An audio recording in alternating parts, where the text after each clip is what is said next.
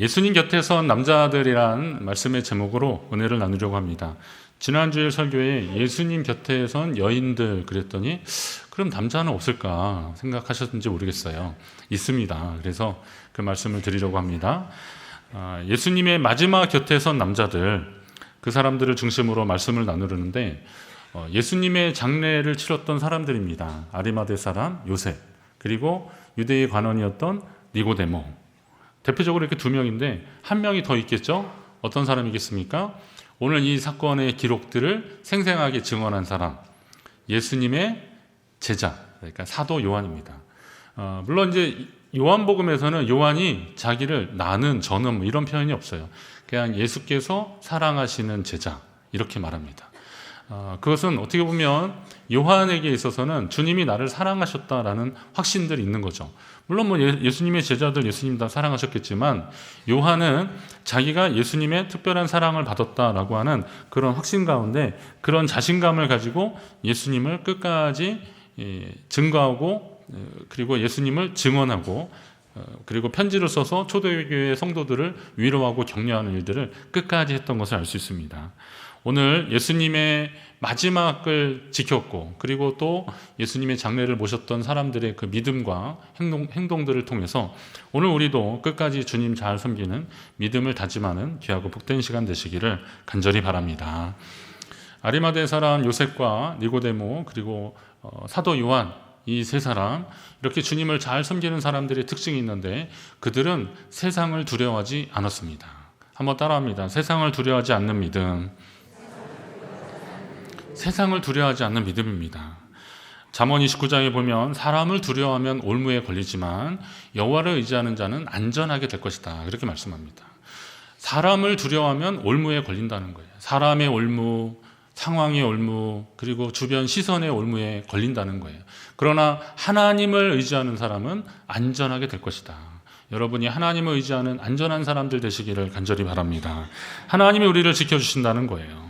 제자 요한은 물론이고 아리마다의 요셉과 니고데모라는 사람은 평소에 주님을 따라다녔던 사람이었는데 문제가 있었습니다. 이 사람들은 예수님을 인정하고 그리고 예수님을 존경하고 따라다니긴 했지만 오늘 여기 본문의 표현대로 보면 아리마대 요셉의 경우도 보면 유대인이 두려워서 그것을 숨겼다 그랬습니다.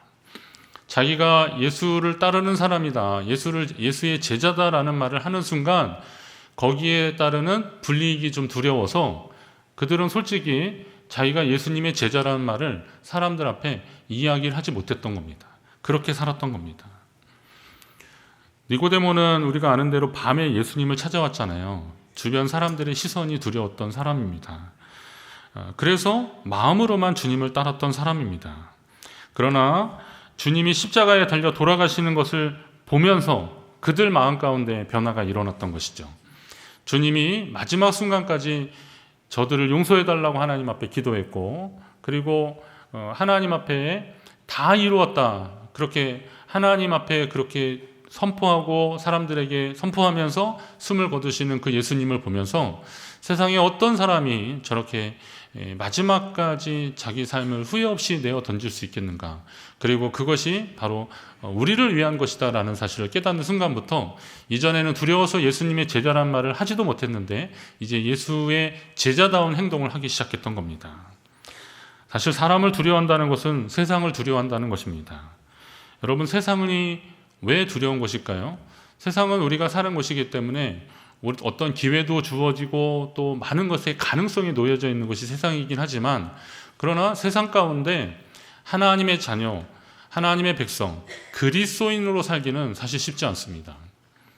내가 그리스도인이라는 것을 고백하는 그 순간부터 감당해야 될 불이익들이 좀 있더라고요. 어떤 분이 누구하고 대판 싸우셨다는 거예요. 그래서 왜 싸우셨냐 그랬더니 아니 그게 말 잘 하다가 지가 약간 불리하니까 저한테 그러더라는 거예요. 교회 다니는 게 그러냐고, 예수 믿는 게 그러냐고 그러더라는 거예요. 그 얘기를 들으니까 그동안 자기가 좀 그래도 잘 참고 그랬는데 이게 확 뒤집어지더라는 거예요. 그래서 아니 그 사람이 당신을 교회 다니는 예수 믿는 사람으로 인정해 주는 게 얼마나 고맙냐, 그러니 좋아해야 되는데 왜 그러셨냐, 왜 잘 참다 그러셨냐 그랬더니 그걸 이용해서 자기에게 있는 것을 빼앗으려고 하는 그런 마음들, 그게 너무 괘씸하더라는 거예요. 그래서 갑자기 그래 나는 예수 믿는데 뭐 그러면서 하여튼 한바탕 싸웠다는 겁니다.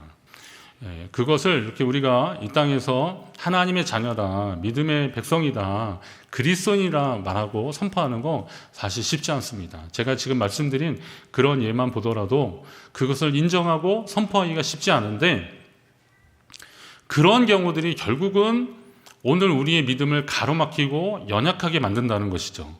왜냐하면 내가 그리스도인이라고 선포하는 그 순간부터 내게는 그리스도인다운 삶에 대한 책임이 있고 의무가 생겨지는 건데, 이런 삶에 대해서 손해보는 거라고 생각하면 사람들은 내가 그리스도인이라는 말을 숨기고 또 숨기는 것입니다. 고등학교 때 저희 짝이 품행이 좀 별로 안 좋았어요. 그런데 뭐 종교 조사하고 그러잖아요. 요즘 그거 안 하는데요. 예전에는 그거 다 했거든요. 그래서 선생님이 그러는 거예요. 교회 다니는 사람들 그러는데 저도 들었죠. 그런데 옆에 있는 애가 쿡쿡 너 왜 안 들어? 막 그러는 거예요. 알고 봤더니 얘가 교회를 다니는 거죠. 나중에 알게 됐어요. 걔가 인천에 알만한 교회 목사님 아들이었더라고요. 근데 너 왜 그랬냐 그랬더니 자기는 자기 아버지가 목사인 게 그렇게 싫대요. 부담된대요. 왜? 자기가 뭐만 하면 목사 아들이 그러냐 그런다는 겁니다. 그게 너무 싫다는 겁니다. 그래서 가급적이면 그러고 싶지 않다는 겁니다. 저희 아들도 그럴까 제가 염려가 되긴 하는데 극복해야겠죠. 너가 그리스도인이냐라고 누가 물어볼 때 나는 그리스도인이다라고 말할 수 있는 건 용기입니다. 믿음의 용기죠. 왜요?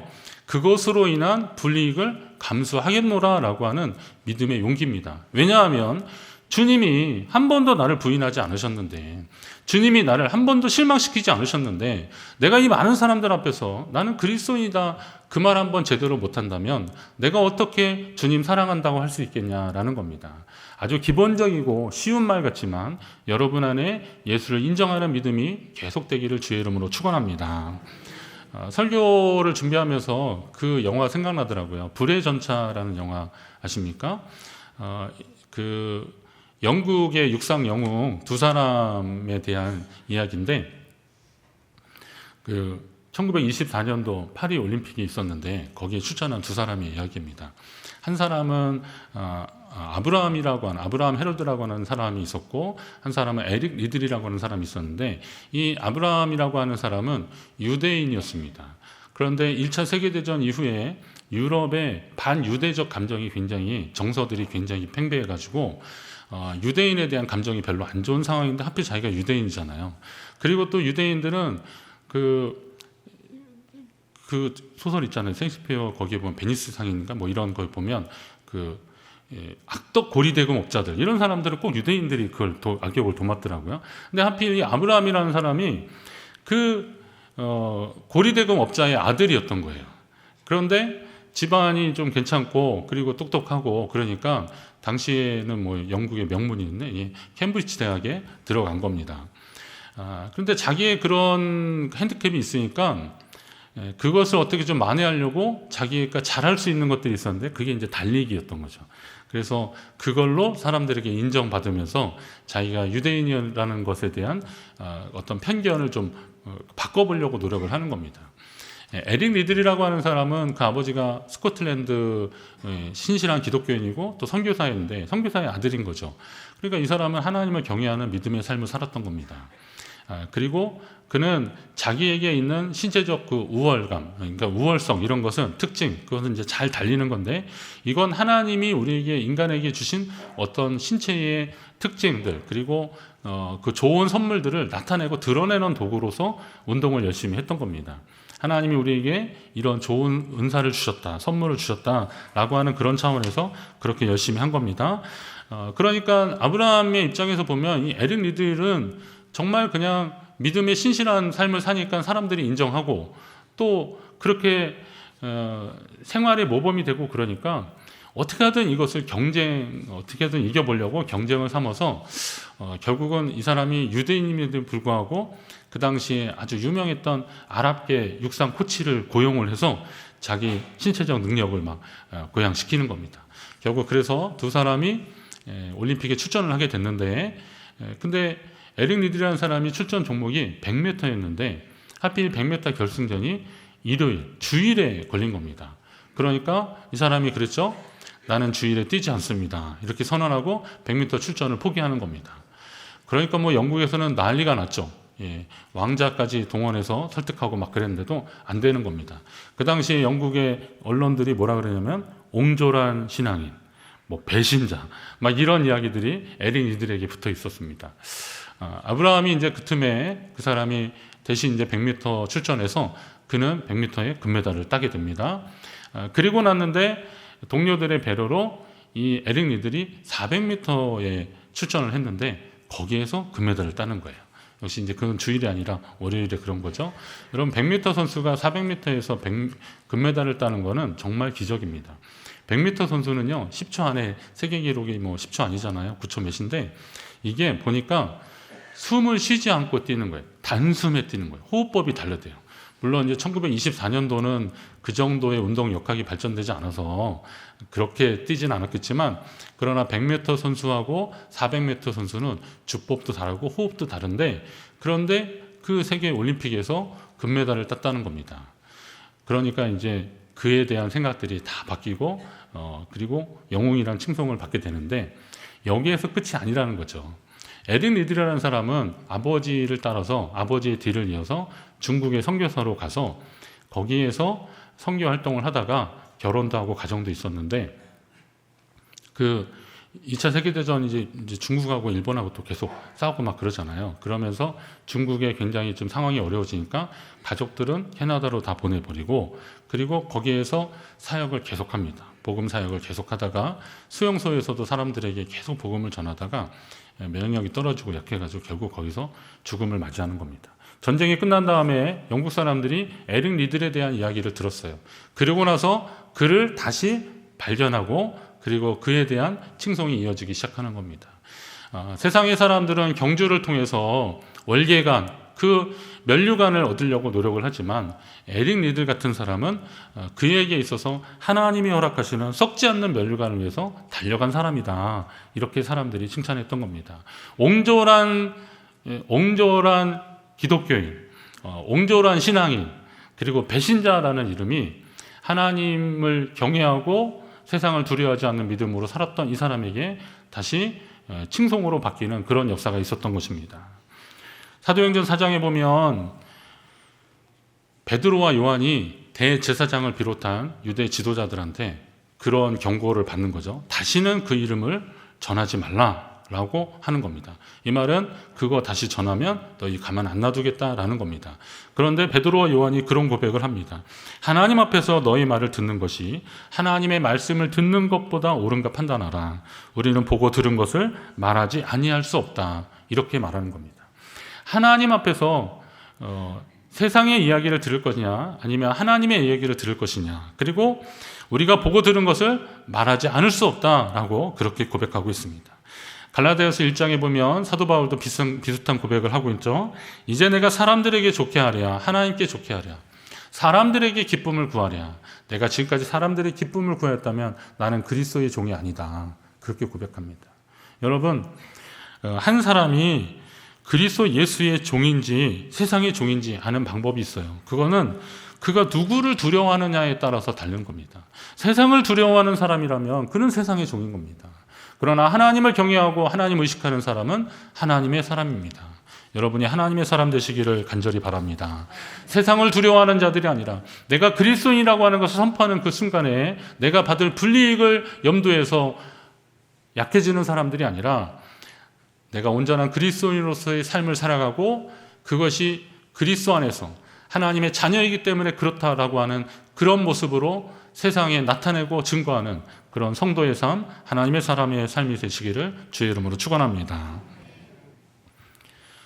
요셉과 이 니고데모가 그리고 사도 요한이 주님을 위해서 한 것이 있는데 그것은 뭐냐면 그들의 가장 소중한 것을 주님께 드렸다는 겁니다. 소중한 것을 드리자는 거. 한번 따라합니다. 소중한 것을 드리자. 우리 주님께 소중한 것을 드려야 됩니다. 오늘 본문의 요셉과 니고데모는 예수를 사랑하지만 마음으로만 사랑했다 그랬습니다. 니고데모는 주님을 만나러 올 때 밤에 왔어요. 비겁하죠. 사람들 이목 때문에 밤에 몰래 와가지고 예수님께 이것저것 물어보는 겁니다. 율법사였잖아요. 예수님을 선생님이라고 부를 정도로 주님의 권위를 인정했지만 그는 사람들의 이목이 두렵고 자신의 위치가 그것으로 인해서 흔들릴 것을 두려워한 나머지 밤에 몰래 찾아왔던 겁니다. 아리마대 사람 요셉 같은 경우는 유대의 공회원이었습니다. 마가복음 15장에 보면 15장 43절에 보면 아리마대 사람은 존경받는 공회원이요 하나님 나라를 기다리는 자라 그랬어요. 이 유대의 공회라는 거는 뭐냐면 산헤드린이라고 하는 그 모임이 있었어요. 그 의회 기구가 있었습니다. 이거는 로마의 원로 정치를 본받은 건데 로마 치하에 있었으니까요. 그래서 황제가 인정한 산헤드린 의장이 당시에 그 대제사장이 맡았고 70명의 유대 사회의 지도자들이 거기에 뽑혀서 그 일들을 감당했던 겁니다. 유대 사회의 중요한 일들을 결정하고 실행하는 일들을 했었는데 한 세 그룹으로 나눴다 그러더라고요. 대제사장을 비롯한 제사장을 따르는 사람들, 그리고 유대 사회에 있어서의 원로들, 그리고 율법학자들, 이런 사람들이 골고루 섞여서 중요한 결정을 하고 그 결정을 내리면 그것을 다 따라가고 그랬던 겁니다. 그런데 이 아리마대 요셉은 예수를 죽이기로 결정하는 데 있어서는 찬성하지는 않았지만 일단은 산헤드린 공회에서 그것을 결정한 이상은 그것을 따라야 되는 거죠. 왜냐하면 요즘 같은 시대에는 뭐 민주주의 다당제가 있어서 뭐 의견을 자유롭게 얘기하고 또 아니면 뭐 기자회견도 하고 막 그러면서 시위도 하고 막 그러지만 예전 같은 경우는 그렇지 않잖아요. 그 모임에서 그 의결 기구에서 결정이 된 이상은 따라가야 되는 것이 그 당시의 법인데 그걸 따르지 않는다는 것은 어쩌면 자기가 공회원으로서의 자격이 박탈될 수 있는 상황입니다. 그런 위험이 있는데도 불구하고 아리마대 사람 요셉은 어떻게 해요? 빌라도 총독한테 가서 예수의 시신을 달라고 합니다. 그리고 자기를 위해서 예비했던 빈 무덤에 한 번도 사용하지 않은 빈 무덤에 예수님을 거기다가 안치를 시키는 거죠. 산헤드린 공회에서 결정한 것을 다 번복하고 역행하는 일을 했던 것입니다. 니고데모 같은 경우도 그런 것 아닙니까? 그가 유대의 관원이었는데 만약에 자기에게 사람들이 율법학자라고 하고 존경하고 그래서 자기의 말을 듣고 사람들이 법률, 율법의 어떤 준행을 하는데 자기가 기준이 되었는데 자기가 별로 그 사람들 사이에서 그 당시 사람들로서는 편견을 가지고 있었던 갈릴리 지역의 나사렛에 그것도 신분으로 보면 그 당시에 평민이었지만 그래도 목수라고 하는 천한 직업을 가졌고 그 당시의 시각으로 보면 말하는 겁니다.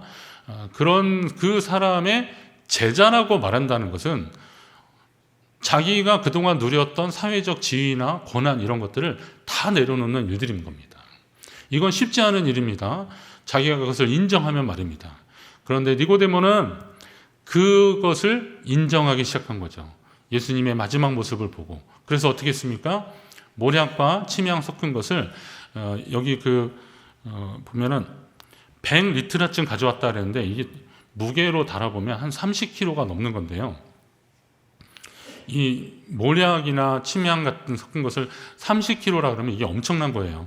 여러분 그 식용유 하나에 뭐 한 2리터짜리 가지고 계란 후라이 한 얼마나 할까요? 그거 가지고 별걸 다 하잖아요. 그런데 그걸 바른다 그러면 또 뭐 얼마든지 많이 할 수 있는 거잖아요. 그런데 그 시신에다가 이거를 바르는 것은 유대의 장례 풍습인데 이 시신이 썩을 때 나는 냄새가 있으니까 이게 좀 향신료 좀 강한 걸로 해가지고 그 향유를 바르면서 그것을 이제 고인에 대한 예를 다하는 것이 당시의 예법인데 그거는 그냥 적당히 좀 발라도 되는 겁니다. 그런데 이 30kg 이상을 가져왔다는 것은 그 당시에 굉장한 귀인이나 왕족에게나 할 수 있는 그런 최선을 다한 일들입니다. 그게 뭐 어디 주머니에 살짝 숨겨서 가져올 수 있는 게 아니잖아요.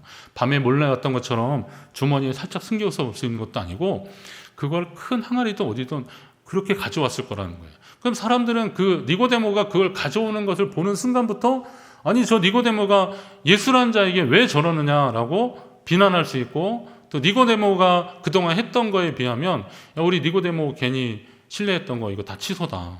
이렇게 할 수 있는 상황들이거든요. 그런데 그 일을 하는 거예요. 왜요? 자, 예수님께 소중한 것을 드린다는 것은 어떤 가치 있는 것을 드리는 것도 드리는 것이지만 자기가 가지고 있는 것을 포기하는 것도 굉장한 것을 드리는 거라 이거죠. 물론 니고데모가 가져왔던 이 모략과 향품 같은 경우도 가치로서 보면은 적지 않은 것이지만 정말 니고데모가 드렸던 것은 모략과 향품보다 자기가 이 땅에서 누릴 수 있는 것들을 내려놨다는 거예요.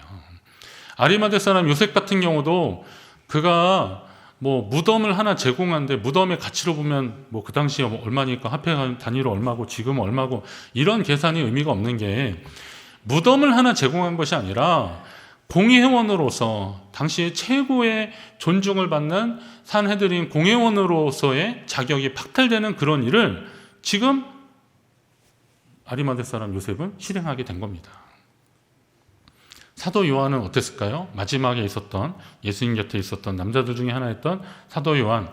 요한은 자기를 그렇게 존재감을 딱 드러내고 그러진 않았지만 그 베드로 같은 경우에 그런 일이 있었잖아요. 너도 갈릴리 사람과 함께 있었다. 마태복음 26장에 보면 너도 갈릴리 사람과 함께 있었다. 그러니까 요한이 이제 제자들 중에 나이가 제일 어렸거든요. 근데 베드로 형님이 그 얘기를 듣고 화들짝 놀라면서 무슨 소리 하냐고, 나는 그를 모른다고 막 그러기 시작하는 거예요. 누가 또 물어보니까 계속 아니라 그러더니 슬그머니 꽁무니 빼고 도망가는 거예요.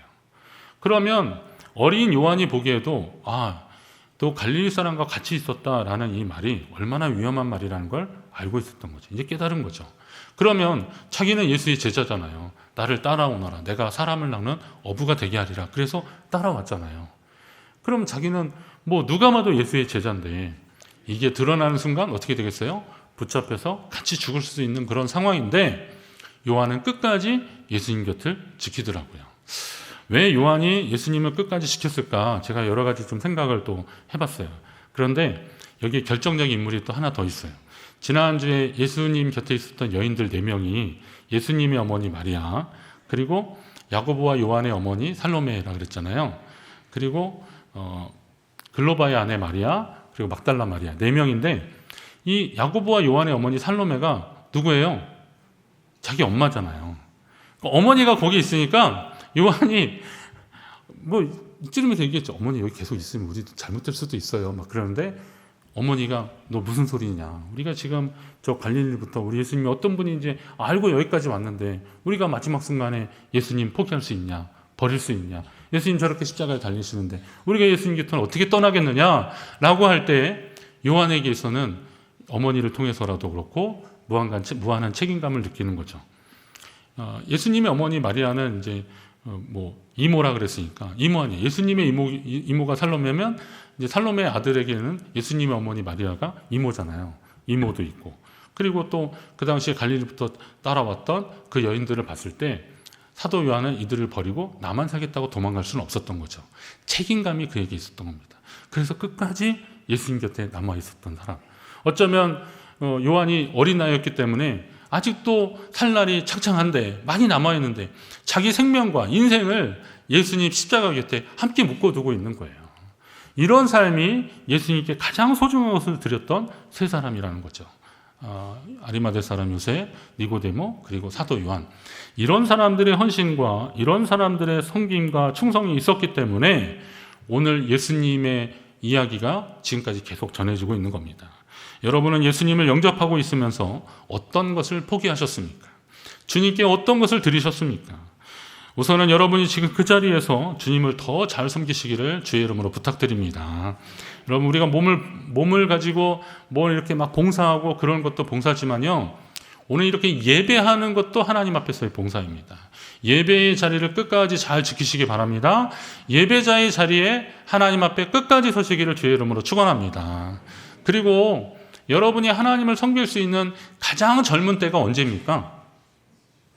여러분이 하나님을 섬길 수 있는 가장 젊은 때가 언제예요? 지금입니다. 지금이라고 말하는 순간부터 벌써 또 그게 또 지나간 거예요.